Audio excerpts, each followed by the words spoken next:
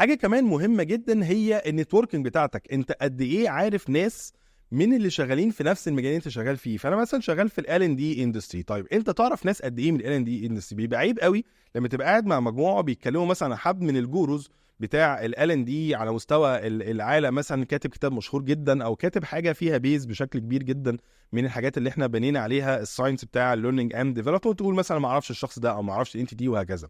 فمهم وانت كمان بتبلد الكارير بتاعك تبلد النتورك بتاعتك، يبقى النتورك ديت متقسمه على حاجتين.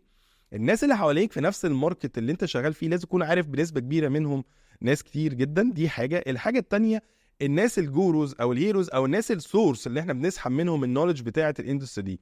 فلو انت شغال في الماركتنج ما ينفعش تكون عارف اقوى حد في الماركتنج في العالم. لو انت شغال في السيلز ما ينفعش ما تبقاش عارف اقوى سيلزاجي في العالم. لو انت انتربرنور ما ينفعش تكون عارف ايه اكبر شركات في العالم انتربرنور شيب، ناس بدات من الصفر ودلوقتي بقوا جوروز، حجم الاعمال بتاعهم قد ايه وهكذا.